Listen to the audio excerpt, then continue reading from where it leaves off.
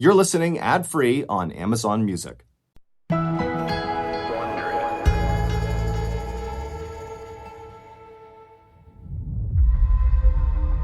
a hot Sunday afternoon in August of 2016, a young man shuffled into his apartment, dropped his bag, and locked the door. He had gone to a Blink-182 concert the night before, but he was only now getting home. He went into his bedroom and changed into pajamas. Even though it was still light outside, he felt ready to call it a day. He grabbed a blanket and stretched out on the couch to rest, and just as he closed his eyes, his phone rang. It was his father calling from Boston, Massachusetts, and he said he needed his son's help right now. Seconds later, that young man was up and sprinting out the door of his apartment, still wearing PJs. He jumped into his car and sped down the street. 6 minutes later, he skidded to a stop in front of an office building. He ran inside and waved at the security guard as he ran past the desk, shouting that he'd explain later, and then he ran all the way to the back of the building to a large, heavy safe locked with a keypad. He flipped open a panel and quickly punched in the password. Besides his father, this young man was the only one who knew this code. Inside the safe, he grabbed a small box. Then he shut the safe, locked it, and ran back down the hallway out of the building back into his car. Then he drove like a man possessed to the Florida Hospital for Children, weaving around traffic, gunning through yellow lights, and totally ignoring the other drivers who honked at him. When he pulled up to the emergency entrance at this hospital, he glanced at the dashboard clock. He knew he'd gotten there fast, but he just didn't know if he'd been fast enough.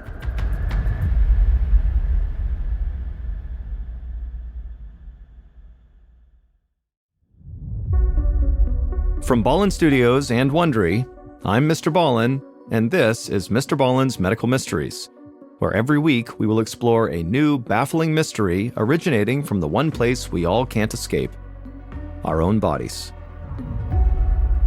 If you like today's story, please invite the follow button over your house for a spaghetti dinner, but instead of serving them red sauce, just dump a whole bunch of ketchup on their noodles. On this show, many of the stories we cover are about rare diseases that take people completely by surprise. But sometimes, a condition is so rare, so unexpected, it's hard to believe something like that even exists. But as the people in today's stories find out, they are all too real.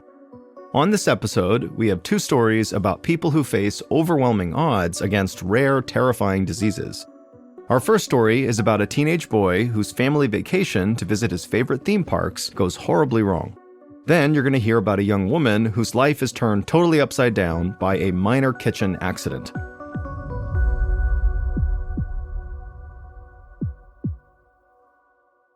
Here's our first story called Look Closely. On August 6th, 2016, Sebastian De Leon was slumped in the backseat of a car heading to Orlando, Florida for a short vacation with his parents, Raphael and Brunilda. The drive from their home in Weston, Florida was only about 3 hours.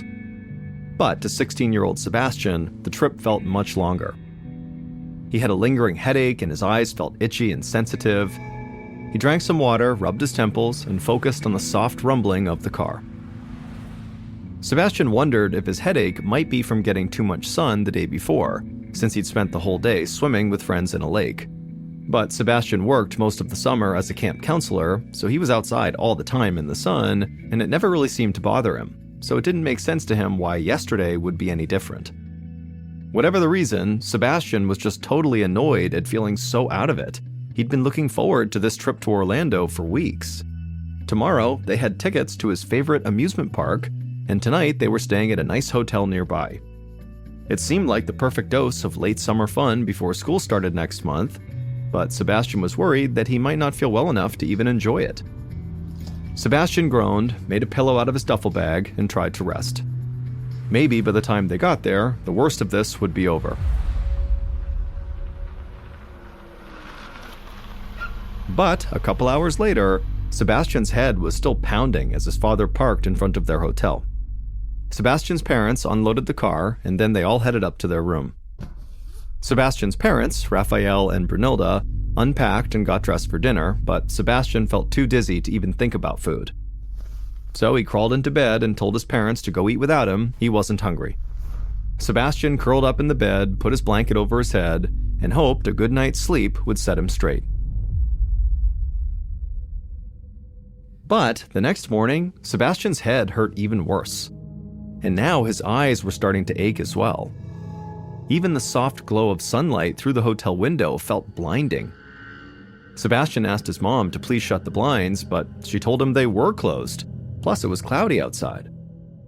Brunilda sat next to him on the bed and put her hand on his forehead to check if he was feverish. Sebastian winced in pain when she touched him. His skin felt prickly and hypersensitive. Even the bedsheet against his body was very uncomfortable. Sebastian tried to sit up and get out of bed, but the covers suddenly felt too heavy for him to even move. Sebastian felt confused and overwhelmed. He'd never felt so weak and uncomfortable before. It even felt hard to form clear thoughts. He heard his mom making a phone call, then his dad came in and sat beside him.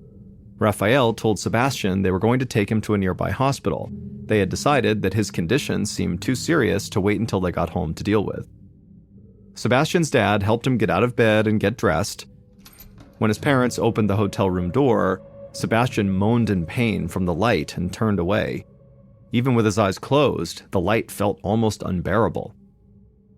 His dad pulled a pair of sunglasses from his shirt pocket and put them on Sebastian's eyes. Then he helped him walk unsteadily down the hallway towards the parking lot. The family reached their car and Sebastian crawled into the back seat. He heard his parents whispering to each other as they drove away from the hotel. Then Sebastian slipped into a haze. That afternoon, a lab coordinator at the Florida Hospital for Children, named Sheila Black, was drinking coffee between tasks when she heard a knock at her door. It was an assistant nurse with a sample of spinal fluid and Sebastian's patient file. Doctors suspected the young man had meningitis, which is an inflammation of the spinal cord caused by a bacterial or viral infection. One of its most revealing symptoms is sensitivity to light. To test for this disease, Sheila needed to examine the sample of Sebastian's spinal fluid. Sheila thanked the nurse, took the sample to a microscope, and squeezed a dropper of the fluid onto a slide. Then she slid the slide beneath the lens and adjusted the focus. The first thing she saw was that Sebastian's spinal fluid was clear, not cloudy. Spinal fluid is usually clear, but it turns cloudy when it's infected by meningitis. Sheila made a note on the spinal fluid container that Sebastian tested negative for meningitis, but decided to keep studying his sample under the microscope a little bit longer. Overall, the sample looked the way it was supposed to. It was clear, colorless, and scattered with little white blood cells. And so Sheila really had no idea what could be making Sebastian so sick. She scanned through Sebastian's files looking for clues. She noted his age, but then read further to where it mentioned Sebastian had gone swimming in a lake the day before his symptoms started. Going swimming in a lake was not unusual for a Florida teenager, but Sheila had recently attended a seminar about a rare type of microorganism that lives in warm freshwater lakes. When that microorganism enters the human body, it could cause an infection that seems like meningitis, but it's actually much worse. An 11-year-old boy died from this microorganism infection at her hospital only 2 years before, and so Sheila had never forgotten how heartbreaking it felt to be so powerless as that young child slipped away.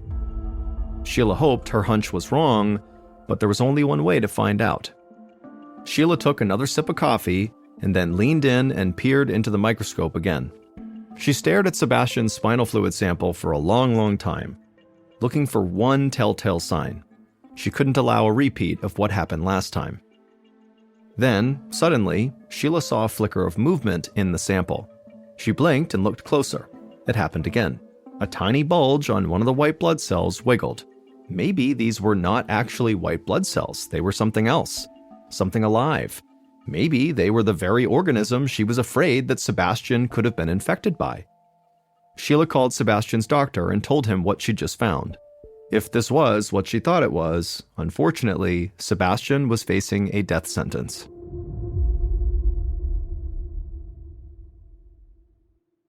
Sebastian's doctor, Humberto Liriano, slowly lowered the phone from his ear to his side and leaned his head against the wall. He felt crushed by Sheila's news. As a pediatrician who had treated some of the sickest kids, Dr. Liriano always tried to stay optimistic, even in the darkest times. But sometimes it was hard not to feel totally defeated. If Sheila's finding was accurate, Sebastian did not have much of a chance. Dr. Liriano had treated this same infection 4 other times, and in all 4 cases, none of the patients survived. Still, he felt a deep sense of duty to never give up. No matter how unlikely Sebastian's chance of survival was, Dr. Liriano resolved to fight with everything he had. He made some calls to get a team in place, and then he had Sebastian moved to a room in the critical care unit, and then he went to study Sheila's lab results more closely. And right away, Dr. Liriano could tell from looking at Sebastian's spinal fluid that Sheila's fears were right. This was the worst-case scenario. But there was one ray of hope. Dr. Liriano had heard of a new medication designed to combat Sebastian's condition with this microorganism. It was named Impavido, Spanish for undaunted. But there was a catch. The drug was still undergoing safety review. The makers of Impavido were still negotiating with the Food and Drug Administration for approval to get wider distribution, so very few hospitals were able to stock it, including the Florida Hospital for Children. Dr. Liriano called the hospital's pharmacy. He told them he had a patient who urgently needed Impavido and to call everywhere until they found some. The pharmacist said they would and hung up. Dr. Liriano paced in his office, trying to think of how else he might be able to save Sebastian in case he couldn't get this medication in time. He knew of other patients who had died waiting for it to arrive. Just then, Dr. Liriano's phone rang. It was the hospital's pharmacy. They'd gotten in touch with the Centers for Disease Control, who had already tracked down the CEO of Impavido's manufacturer, which was based right in Orlando. And they apparently said that they had Impavido available and would be happy to supply the hospital with as much as they needed. Dr. Liriano felt a rush of joy at this news until the pharmacist finished their sentence. There was one problem. Impavido was stored in a safe at the CEO's office, and the CEO was out of town. Dr. Liriano groaned in frustration. He asked how long it would be until the CEO could make it back to the office. If the medicine didn't make it to the hospital soon, it would be too late to save Sebastian. The pharmacist said the CEO was away in Boston, Massachusetts through the weekend. There was basically no way he could make it back in time. But there was one other person who had access to the safe, the CEO's son, Michael. Not only that, but Michael was already on his way to get the Impavido for Sebastian. He would then personally rush it to the Florida Hospital for Children. Dr. Liriano was ecstatic to hear this, but none of it would matter if it took too long to deliver the drug, and so he asked where this office was to gauge how long Sebastian would have to wait. And the pharmacist's answer that the company's offices were only about 10 miles from the hospital nearly brought tears of joy to the doctor's eyes. After he hung up with the pharmacist, Dr. Liriano ran to the ER. When he got there, he assigned a nurse to wait by the entrance for the CEO's son, Michael, and the second he got there, this nurse was supposed to take the drug from him and rush it up to the critical care unit where Sebastian was. But there was still one other task that Dr. Liriano had to complete before they could institute this drug, and that was telling Sebastian's parents what was going on with Sebastian. Dr. Liriano steadied himself and then went down the hall to Sebastian's room. He peeked in at the doorway and saw Sebastian lying in bed, barely conscious. His parents, Brunilda and Raphael, sat on opposite sides of the bed, looking totally exhausted and terrified. Dr. Liriano stepped inside and then asked Sebastian's parents to please follow him out into the hall. Dr. Liriano could see in the parents' faces how much they were dreading whatever he was about to tell them. Once they were out in the hall, Dr. Liriano explained Sebastian's situation as clearly as he could. He said their son had caught an infection caused by a microorganism while he was swimming, and now this infection had spread deep into his body and his life was in danger. When he said this, the parents' faces went white. They stared at Dr. Liriano blankly. He told them the good news was that a new medication was on the way to the hospital this very second. The bad news was that Dr. Liriano had never been able to use this medication before, so he didn't know for sure if it would even work. Still, it was the best and potentially only chance they had against an infection with a very low survival rate. Only 3% of people who get this infection survive. Dr. Liriano gave the parents a few minutes to absorb this terrible news. Then he explained that in order to use this new medicine, they would have to put Sebastian into a medically induced coma, taking him to the brink of death in order to save his life. So if they wanted to say anything to Sebastian, now was the time. There might not be a later. Brunilda and Raphael nodded and went back into their son's room. They stood on either side of his bed and held his hands. His mother, Brunilda, cried as she told him what a perfect boy he was and that he was going to be just fine, medicine was on the way that would help him, and God was looking out for him. Sebastian's father, Raphael, made the sign of the cross and squeezed his son's hand. Then he leaned close to his face and told his son how strong he was, how he would beat this, and how they would all live a long, happy life together. Dr. Liriano was very moved by the parents and what they were saying to their son, but at some point he stepped in and asked Brunilda and Raphael to please leave the room, and then he had his nurses prep Sebastian for the medically induced coma, which required them to drastically lower Sebastian's body temperature. The team jumped into action, prepping IVs and hooking Sebastian up to various monitors. Dr. Liriano made sure everything looked good and headed out to the reception desk to wait for the Impavido. The whole floor was tense with anticipation. Then the elevator at the end of the hall dinged. Dr. Liriano heard rapid footsteps, and suddenly a nurse sprinted around the corner holding a package. It was the Impavido that Michael had brought. Dr. Liriano looked at his watch. He had called the pharmacy less than half an hour ago. Sebastian still had a chance. He ran back to Sebastian's room and quickly opened the container holding the Impavido pills.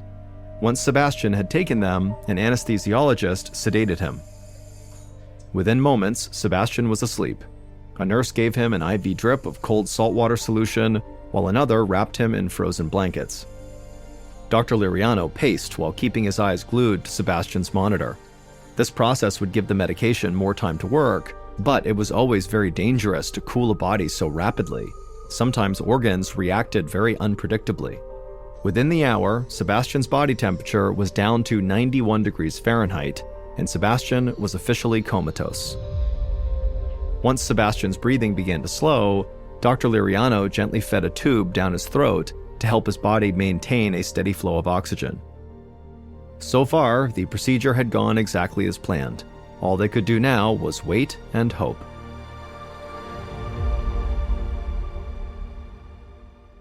The next morning, Dr. Liriano had some more of Sebastian's spinal fluid drawn to assess how the Impavido was doing. He took the fluid down to the lab and studied it under a microscope, and when he looked, he let out a sigh of relief. There were already far fewer tiny wriggling creatures in the sample. The infection had significantly reduced. By the following morning, Dr. Liriano was beginning to believe that Sebastian was actually going to make it. He found Sebastian's parents half asleep on a bench in the waiting room. They jolted awake when he spoke to them. Dr. Liriano told them he didn't want to celebrate too early, but so far, all signs were very positive. When the parents heard this, they cheered and hugged the doctor tightly. But Dr. Liriano made it clear that Sebastian was not out of the woods yet. They still would have to bring him out of the medically induced coma. Dr. Liriano's team began steadily warming Sebastian's body. Minute by minute, his temperature rose until finally he was back at the normal 98.6 degrees Fahrenheit. Dr. Liriano then removed Sebastian's breathing tube and then hovered at his bedside, waiting. Then it happened. Sebastian took a big gulp of air on his own, and his heartbeat remained steady. Sebastian was out of his coma. A little while later, Sebastian's eyes blinked open. He gazed around the room like he'd just woken up from a deep sleep. Dr. Liriano immediately sent a nurse to go get his parents. Brunilda and Raphael rushed inside and threw themselves on their son. Everyone in the room clapped, cheered, and hugged. Dr. Liriano was ecstatic, but also stunned. This wasn't just a miracle, it made history. What Sheila Black found in Sebastian's spinal fluid should have killed him. It's a rare organism called Naegleria fowleri that lives in warm, stagnant waters, exactly like the lake where Sebastian had been swimming. When infected water goes up a swimmer's nose, the microorganism then travels through the body to the brain. Once there, it attacks tissue, basically eating the victim's brain. This causes swelling that eventually shuts the brain down and the victim dies. That's why this organism is commonly known as the brain-eating amoeba. But what confirmed Sheila's hunch that this was a brain-eating amoeba was the organism's particular way of moving. It uses microscopic appendages to row itself like oars on a boat. That's why the microorganisms looked like they were wiggling under the microscope. In 57 years of documented brain-eating amoeba infections, Sebastian had become just the 4th person in the United States to survive after being attacked by them. Dr. Liriano told Sebastian's parents that their son had been both horribly unlucky, but also at the same time extremely lucky. Because if the medicine that ultimately saved his life had been stored basically anywhere else, he probably would not have gotten it in time. Of all the places in the world the medicine manufacturer's headquarters could be, they were also in Orlando, just a few miles from the hospital where Sebastian was. All told, it took less than 20 minutes for the CEO's son to rush and get the medicine and deliver it to the hospital. A few hours after coming out of his medically induced coma, Sebastian was able to speak again. It took 2 years for him to regain all his motor skills, but eventually he made a full recovery.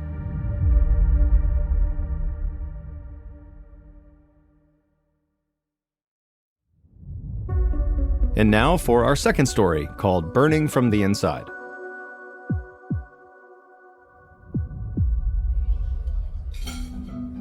On a Sunday night, just after Christmas in 2015, 27-year-old Kayla Hansen weaved through the crowded dining room of Grimaldi's, a popular Italian restaurant in Peoria, Arizona. The restaurant was unusually busy that night. As the manager, it was up to Kayla to keep things organized. So she was doing a little bit of everything, helping out the waitstaff, checking on customers, and generally just making sure everything was running smoothly. For someone less experienced, this whole night might have been totally overwhelming. But Kayla was a veteran and workaholic who regularly put in 60 or 70-hour weeks. She was totally in her element. Closing time was fast approaching, so Kayla grabbed an order of pasta and raced out of the kitchen. As she crossed through the doorway, though, she let her guard down for a second and collided with one of her servers. The tray Kayla was carrying fell to the floor, and Kayla staggered back into the doorframe, and she grabbed the doorframe to steady herself, but before she could get her balance, the door swung back and smashed into her hand.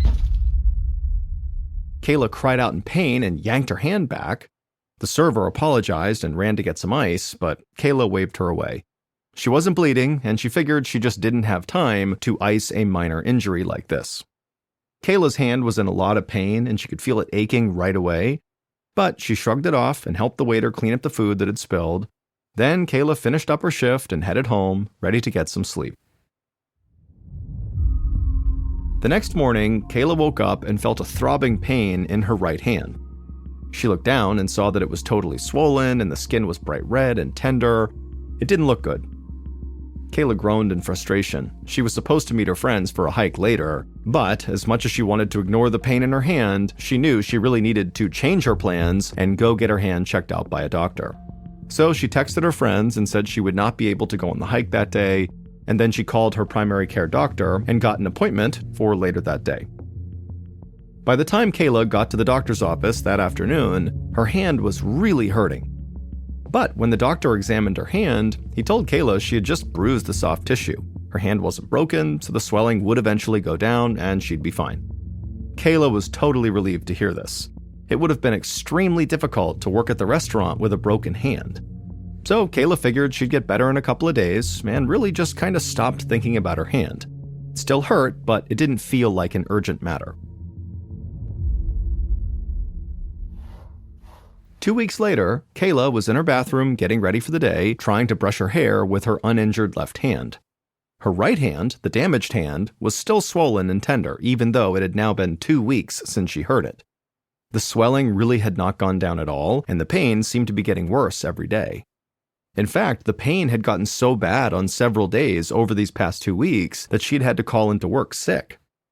Kayla could not afford to keep taking time off of work, so she was starting to feel really worried about her hand again. Kayla fumbled the brush and shook her head in frustration. Then, just kind of out of instinct, she picked the brush back up with her damaged hand. And as soon as she grabbed it, it felt like an electric shock ran up her right arm. Kayla immediately dropped the brush and then grabbed her injured hand. She could feel the skin was incredibly hot to the touch, and it almost felt like it was on fire from the inside out. It was so painful. And now, also, her right arm hurt too, and it was beginning to swell just like her hand. Kayla realized she just couldn't push through this pain any longer. It was horrible. And so she decided she would go back to her doctor. Later that day, Kayla was in her doctor's office as the doctor was examining her swollen right arm. It took Kayla everything she could not to scream out in pain every time the doctor very gently pressed her hand or arm. After the doctor finished his exam, he told Kayla that this was clearly more than just a bad bruise to her hand. But it was not clear to the doctor why Kayla was in this much pain. Her tests and x-rays showed nothing was wrong with her. The doctor thought maybe it was something nerve-related. So he referred Kayla to a pain specialist named Dr. Nicholas Scott, whose focus was on identifying and managing chronic pain conditions. Kayla very carefully cradled her right arm as she thanked the doctor, and then she got up to leave. She hoped Dr. Scott would be able to help her, because she really didn't know how much more pain she could bear. A couple of weeks later, Kayla arrived at the Arizona Pain Clinic for her appointment with Dr. Scott. She hoped he would have an answer for her so she could get better and finally go back to her old life. Not only was she missing work all the time, but Kayla was also in too much pain to go hiking or fishing, or really do much of anything that she used to do for fun. Kayla waited in the exam room for a short period of time before Dr. Scott entered. His calm demeanor put her at ease, but she couldn't help but flinch when he examined her hand, which was still swollen and still had these bright red blotches all over it. Once he was done, Dr. Scott asked Kayla if she knew what might have caused the injury. She told him about her busy night at the restaurant at the end of December and how her hand had gotten smashed in a door, but she didn't see how such a minor injury could cause this much pain and swelling and over such a long period of time. Dr. Scott nodded and told Kayla he could not find any tissue damage or broken bones, just like her other doctor. However, he believed she had developed a rare condition called Complex Regional Pain Syndrome, or CRPS, that can develop after there's been nerve damage. He explained that a nerve in Kayla's injured hand was misfiring and sending signals to the brain that she was in extreme pain, even though the original hand injury was not that bad. Dr. Scott told Kayla that there was no cure for CRPS, but they could find a way to manage the pain and the burning sensation until it went into remission. Now, it usually went into remission after only a few months, but unfortunately for some, as the doctor explained, it could take a few years. Dr. Scott said they had no way of knowing which group Kayla would fall into. Kayla was relieved that Dr. Scott had a diagnosis, but the possibility of living with such excruciating pain for years on end was terrifying. She just hoped that the doctors and her medical team could somehow get this pain under control and get her back to normal life soon.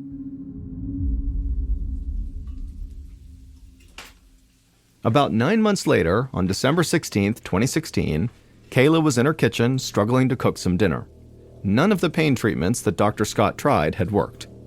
Over the past few months, the horrible burning pain in her right hand and arm had spread across her feet, hips, knees, neck, even her head. Basically, Kayla felt like she was on fire 24 hours a day, 7 days a week. Kayla had lost count of how many times she'd been to the emergency room, but no matter what the doctors tried, the pain never lessened. She could barely get out of bed, she'd had to quit her job, and now she was relying on her family to help her financially. Kayla had worked so hard for so long to build her life, and now it was all crumbling all around her, and it seemed like there was nothing anyone could do to help her. Even worse, really dark, depressing thoughts began to cloud her mind every day. All she wanted was for the pain to end, even if that meant falling asleep and never waking up again. But Kayla was determined to try to find some ray of hope in her life, and she knew she got a lot of comfort from her family. So she had decided to invite them all over for a Christmas celebration where she would prepare a meal for everyone.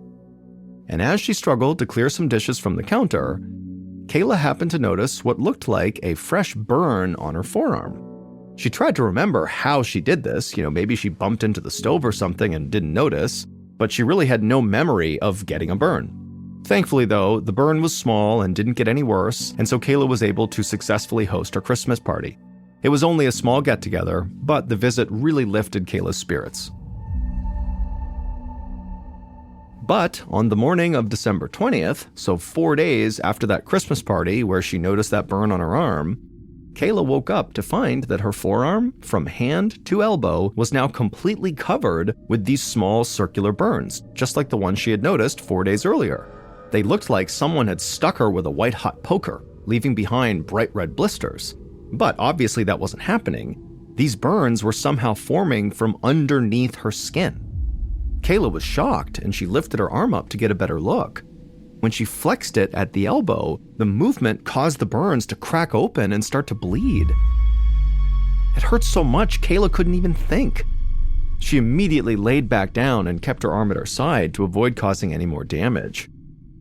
Horrible thoughts began to fill her mind as she lay there in bed that morning. Kayla imagined grabbing a sharp knife and just cutting her arm off to escape the pain. She kept thinking about the incredible relief that would bring her. But then she realized cutting her arm off would be pointless because she knew from experience that these horrible pains she was experiencing would always eventually travel to the other parts of her body. Kayla gritted her teeth and then reached for her cell phone and called Dr. Scott. He was astonished by her alarming new symptoms. People with CRPS did sometimes develop burns like this, but Dr. Scott knew that was incredibly rare. In fact, it happens so infrequently within CRPS patients that nobody knew how to make it stop. So for now, the only advice Dr. Scott could give was for Kayla to get to the emergency room and hope the doctors there could do something to treat her burns. When Kayla hung up, she just started crying. She was in so much pain, she was so uncomfortable, and she knew that she was gonna go to the hospital because she was gonna do what she was told, but she knew they were not gonna be able to help her. No one could.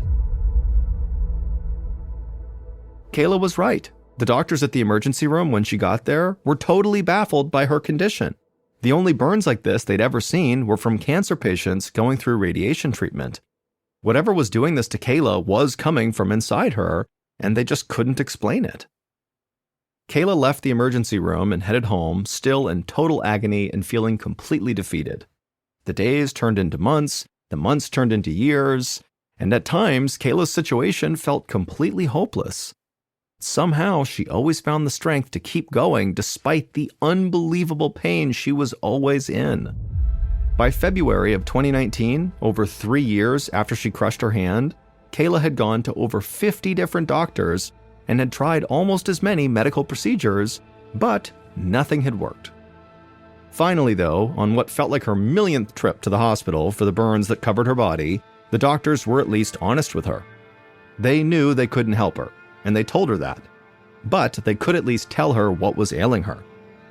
She didn't just have CRPS.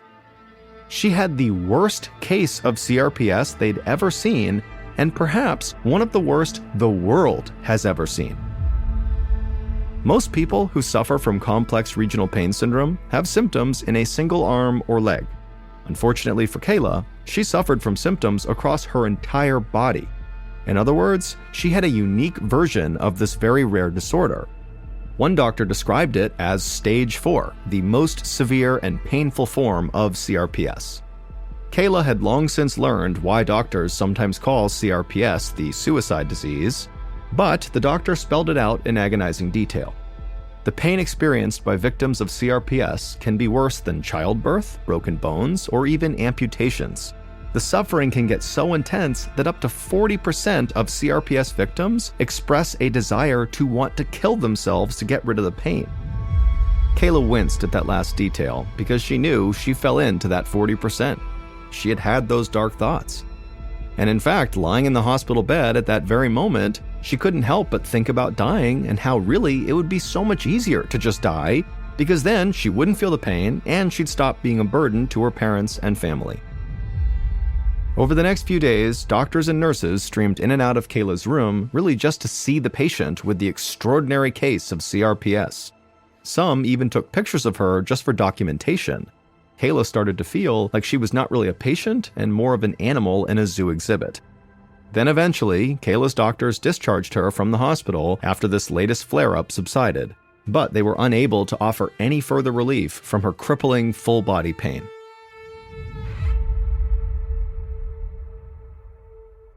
A short time after Kayla returned home after that millionth visit to the doctor, something remarkable happened. All of a sudden, for no clear reason, the pain just started to lessen. At first, Kayla hardly noticed, but by April of 2019, she felt noticeably better. By the end of the year, she was no longer covered in those burns and was feeling almost like her old self again. Finally, after almost 4 years of just pain and misery and torture, Kayla's nervous system had healed enough to properly transmit signals to her brain, which meant she was more or less back to her normal self. Although her CRPS will never be completely gone, Kayla was able to return to an active life. She went back to work at a restaurant, and she was recently honored with an award for excellence as a manager.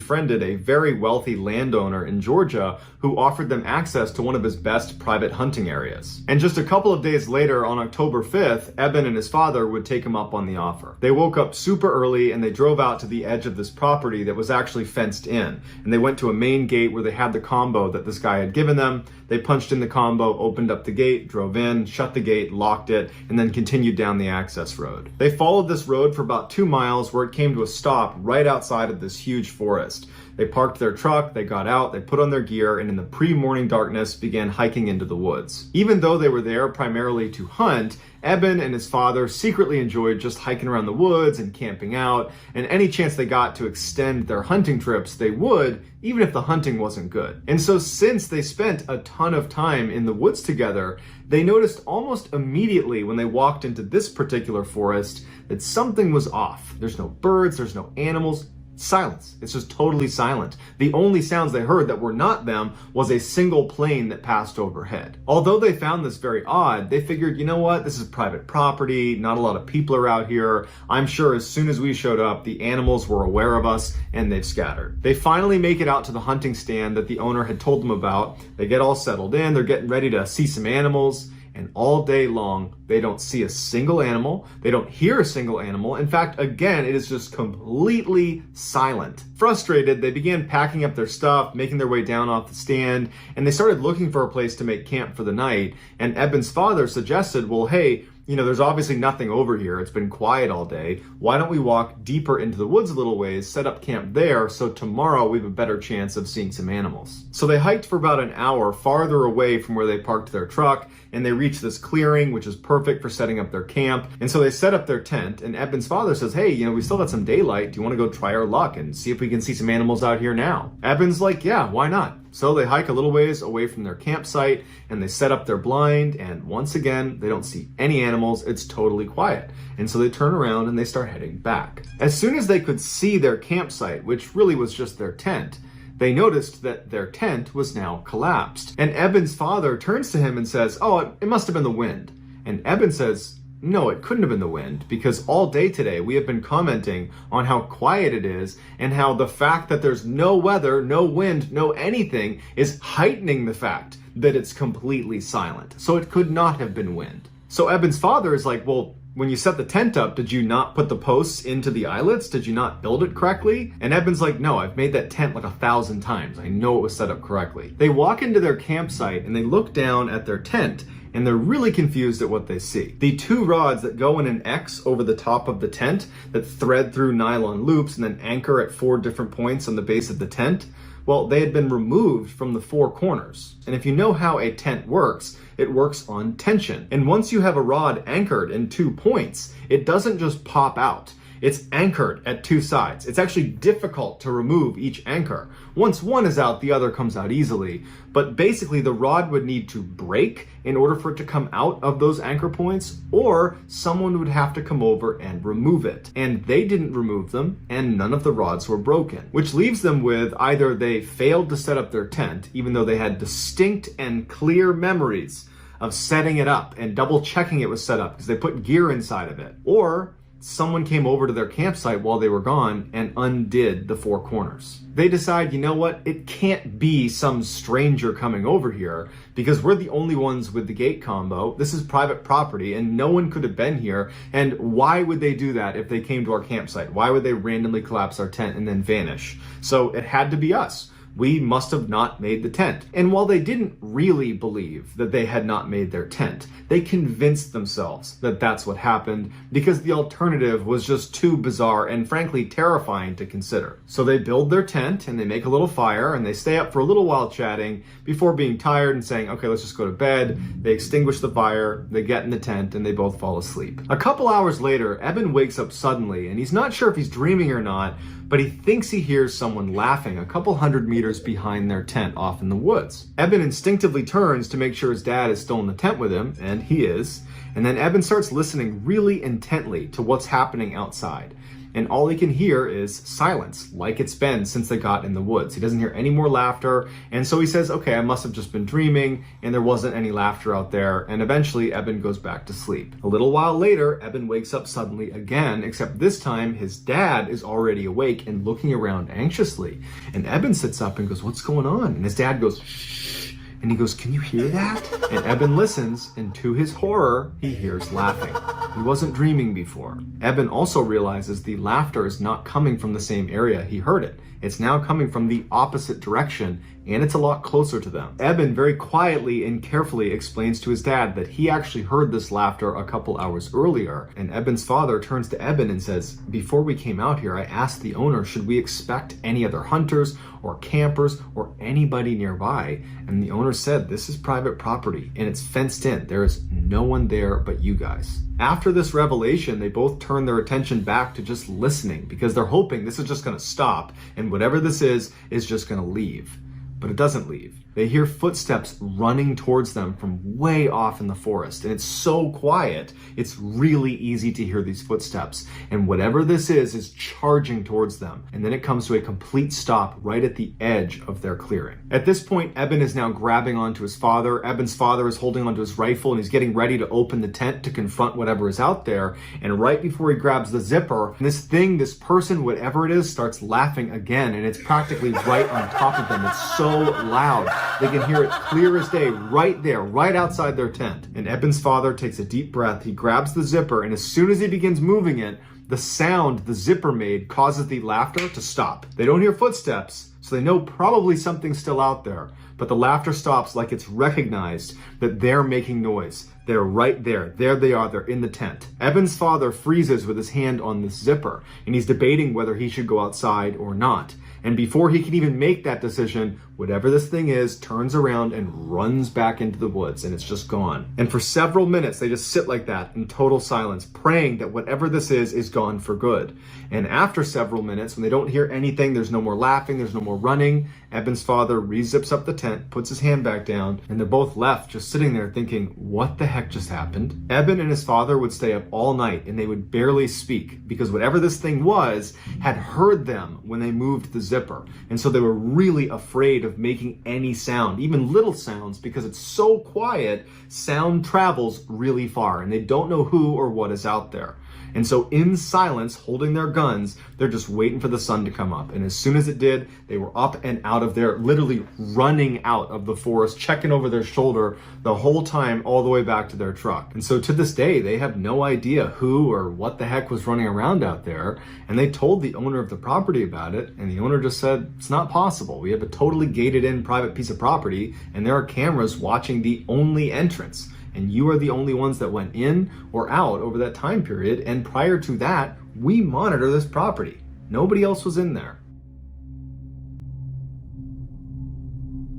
In the summer of 2013, a young woman named Katie and her father decided to go camping at one of their favorite campgrounds in the Sierra Nevada mountain range. Katie loved going camping with her father because he was this totally accomplished outdoorsman, and he used to be a wilderness guide for much of his life, and so she just always felt like she was in great hands whenever she was out in the wild with him, and she had kind of become a fairly accomplished outdoorswoman herself. When they arrived at the campground, the parking lot was packed with cars, and they're like, shoot, I wish we'd called ahead a couple weeks ago and reserved a site because they're probably not even available now.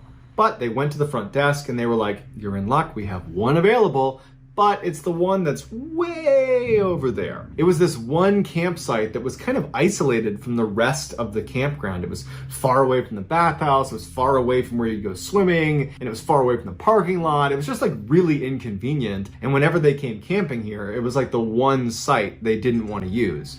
But beggars can't be choosers. They were happy to even have a site. And so they drove all the way down this little road into this very isolated campsite, kind of in the middle of this forest. Once they got there, they began setting up their respective tents because they were not going to be staying in the same tent.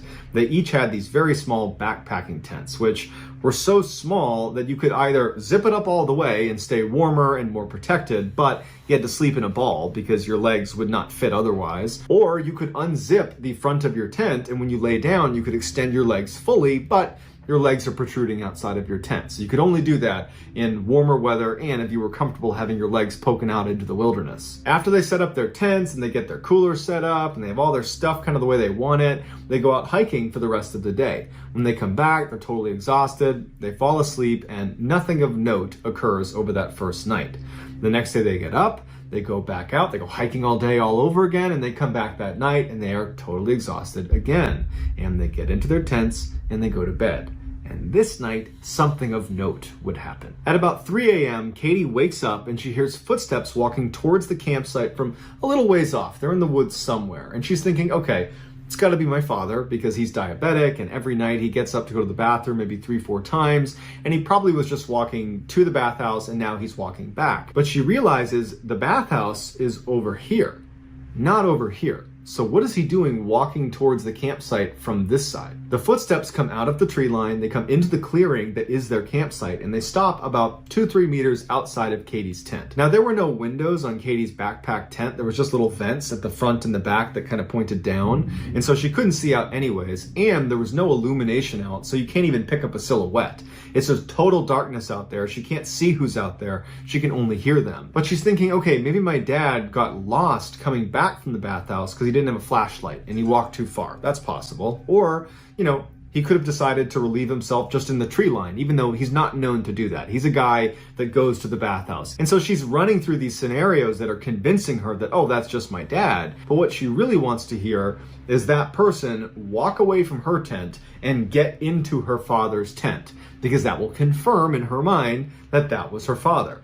And so she's sitting here waiting for that confirmation, and she hears the footsteps again, but instead of walking around her tent to her father's tent, this person walks right up against her tent very quickly. And they clearly begin leaning over her little tiny tent because she can hear them breathing right above her. And this is when she realizes, that's not my dad. And as she's having this terrible revelation that some stranger is outside her tent right now, she has an even worse revelation. It was a warm night that night, so she was sleeping with her tent unzipped and her legs poking out the end. She musters the courage to begin slowly retracting her legs back inside of her tent. But before she's able to do that, this person stands up, turns, and starts walking towards the base of her tent where her legs are. She's completely frozen and terrified about what's about to happen. But this person doesn't stop at her feet. They keep moving and in fact start circling her tent. But because they were making a lot of noise and walking around her, it allowed her to pull her legs back into her tent without, this person hearing her. And so she had the illusion of safety being inside of her tent, but her tent is still unzipped. So she's waiting for this person to come around and crouch down and look inside of her tent because it's open. And so she's just looking down there hoping that doesn't happen. But unfortunately, right at this moment, the person walked to the base of her tent and came to a stop, right outside where the opening to the tent is. And so she's sitting there thinking, please don't come in here, please don't come in here, please don't come in here. And even though her feet are pulled up into her tent, she suddenly feels something pinch her foot, and she knows it's a hand. Something has grabbed my foot.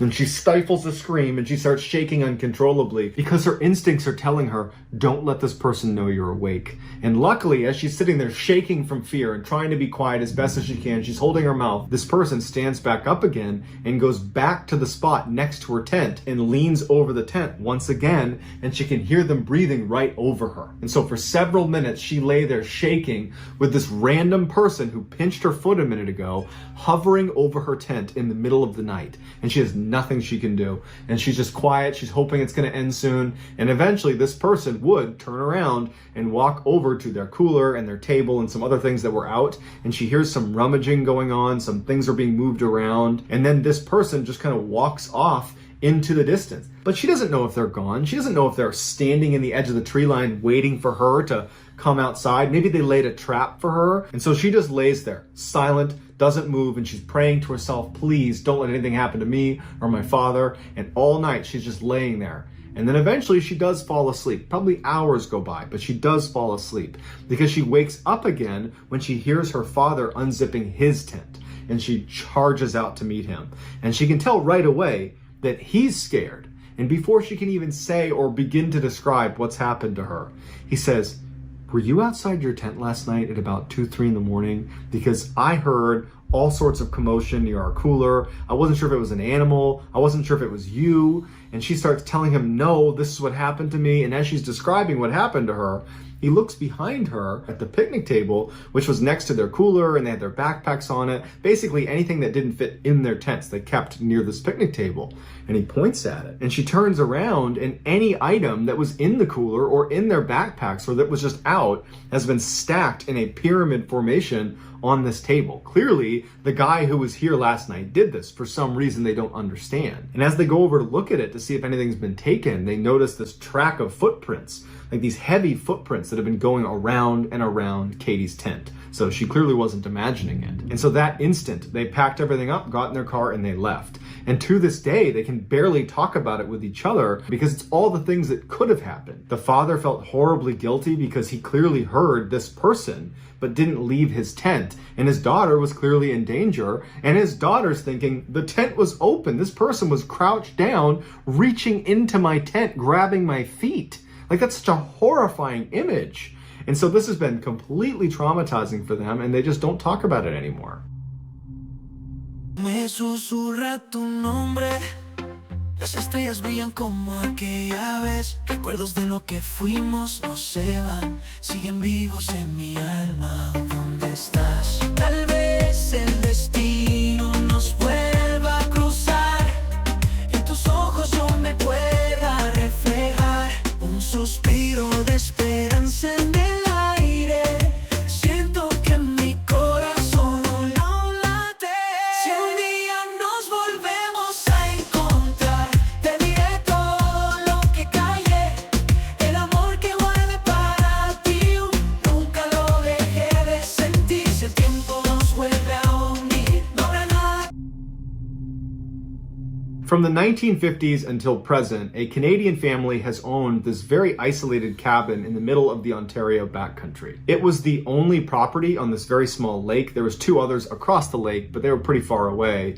And with the exception of the side of the cabin that was facing the water, the rest of it was surrounded by really dense forest that went on for quite a while. About 2 miles away from this cabin, on the other side of this dirt road, was this huge wildlife reserve that was pretty much just a huge forest that was protected. And anytime the family was visiting this cabin, the kids would at some point go into the reserve and go explore. In 2001, when the family was at the cabin, the kids were across the road over at the reserve, and they decided to walk down this particular trail that they hadn't seen before, and they just started walking. And for about 30 minutes, they're seeing new areas they hadn't seen before, and then they come to this clearing, and there's all these abandoned houses. At first, there was a little debate about whether these were actually abandoned because they did look like they were in pretty good condition, but when they walked a little bit closer, it became very clear that nature is reclaiming this land. Grass is up to your waist, there's vines growing up the side of the houses, there were cars still parked in driveways that were totally rusted out, and grass is growing all through them, and so they knew these were abandoned. They walked up to the first house they saw, and they looked in, and they couldn't believe what they were looking at. It was like whoever lived here had left without taking anything. The house was still totally furnished. In fact, their dining room table still had plates and cups and forks and knives, like they had just had dinner and then just got up and left. They start talking about going into these houses and looking around inside, but they started wondering, like, is this a museum? Is that why everything is in such good repair? You know, should we not go inside these houses? And they start looking around for any indication that definitely this is not a museum, these are just plain abandoned. And across the street from the house they were at was this totally decrepit looking house. Let's go over there and look in there. And so they look in a window, and very clearly the ceiling is totally sagging down. And the first floor is buckling completely, and there's clothes and shoes scattered everywhere. And so for them, this was confirmation that this is no museum, these are abandoned, we can totally go look around inside. And so for the next couple of hours, the kids explored all the houses that looked structurally sound, that weren't going to collapse on them. And it was just fascinating. There was all this stuff that was left behind that was fairly valuable. And they didn't take anything. They just thought it was very cool. And after a while, they decided they had seen enough, and they turned around and headed back to their cabin. After they got back, they told their parents about what they found. And their father was like, man, that sounds awesome. I want to go check that out. And so that day, they went right back over to the abandoned houses. The first house they showed him was the really decrepit looking one where the ceiling was sagging and there was women's shoes and clothes all over the ground, to show him for sure these are abandoned, because we had some doubts at first too. These are definitely abandoned. So they look at that house, and then they went back to the very first house they saw when they walked into this complex, the one that was in great condition and had the dining table still set. So they go inside and they go upstairs and they find this bedroom that, like everything else in the house, is totally intact. You got pictures on the wall, it's fully furnished. There's even still sheets made on the bed. In the pillow, it's got a head imprint from whoever was there last. And at the foot of the bed is this beautiful fur coat. And the father walks over to it and he looks at it and he's like, this is real fur. This is a really expensive coat. I want to take this for our family. But before he took it, he had a hesitation. Is this really abandoned? You know, if someone had been here, they would have seen footprints all over the house just because there's grime all over the ground, and they can clearly see their footprints from where they've just come in. And he's like, no, this is just a weird situation. It's definitely abandoned, and finders keepers. And so he picks up the jacket and he says, I'm going to give this to mom after I clean it up. And so with the jacket in hand, the father and the kids explore the rest of the house. And when they go outside, they realize it's starting to get late and it's probably time to head back. And so they turn around and they start walking away from these houses towards their cabin. And they get about 50 or 60 meters away when one of the kids said he just had this weird sense that they were being watched. And so he turns around and he's shocked when he sees there is an old woman standing in the bedroom that they had just been in, where the fur coat was. She's got a loose bun on the top of her head. She's got this blue shawl on her shoulders over a cream blouse, and she's glaring at them. When the kid saw this woman, he made an audible gasp, and the rest of the group turned around too and saw this woman in the window. And the feeling was guilt. They're like, oh my goodness, we just stole from this poor woman who lives in this abandoned house. And so right away, the whole group starts walking right back towards the house. They're gonna give this jacket back. In fact, the dad is like, I'm so sorry. I shouldn't have taken this. I'm sorry. And as they're walking back towards the property, the woman in the window who hasn't said anything just turns around and walks back into the main part of the house. They can't see her anymore. And so as they're walking closer to the house, they're assuming she's going to come downstairs to retrieve this jacket that they've taken from her. And so they get right up to the front door, and the father is yelling to her, I'm sorry, where do you want me to leave this jacket? I can bring it into you. And they're kind of just waiting for her to come downstairs. And she doesn't. She's nowhere to be found. She's not making any sound. She's not indicating what to do. And so after waiting for a couple of minutes, the kids don't really know what to do, and they're kind of getting uneasy about the situation. And the father is still very confident that he just wants to give this back and make amends, make peace with her, say he's sorry. And so he walks inside. He tells his kids, stay here, I'm gonna go give it to her. And he goes inside and he disappears upstairs. And then all of a sudden, from across the street in that decrepit house with the caved in ceiling, they hear one of the second floor windows come slamming down. And at the same time, their dad comes charging down the stairs, no jacket with him, and he's saying, go, go, go. And the kids are spooked from the window getting slammed, and they start running away until they're about 100 meters away from these houses. And they stop and they're panting and they're out of breath. And the kids ask their dad, what happened? And he says to them, I looked everywhere upstairs and I could not find that lady. I don't know where she is. Either she's hiding from us or something, but I happened to be looking out at that other house. Something caught my eye. There was movement, and I saw another person in the second floor of that building that's falling apart. And I watched them slam the window, and then as soon as I did, I heard someone yell, get out. and I ran out after you guys. Now the kids and the dad are absolutely terrified and they want to leave, but they also want one more look at these buildings before they do. And when they had run away, they had stopped behind this big group of trees that obscured their view to the buildings. They were out of sight. And so they begin to peek their heads around the tree until they can see the building, and they can't believe what they see. Standing in the window of the fur coat room is not only the old woman, but also a very tall man who's holding her shoulders and is bending down because his head is too high to look standing. He's crouched down and he's looking out the window next to her, and they're both glaring towards them. The father and his kids are practically falling over themselves to sprint away and back to their cabin. To this day, that family has no idea who those people were, what they were doing there, how they were able to move around without making any noise and consistently hide from them and not leave any footprints. It was all very strange and terrifying stuff. And then the government ended up demolishing those houses almost immediately after they were there. And so they'll never get any answers because everything's gone. So that's going to do it, guys. Let me know in the comments what you thought of today's stories, and I will pin the best comment at the top of the comments section. If you enjoyed today's stories and you haven't done this already, please offer to spot the like button for their next set of bench press. And then once they start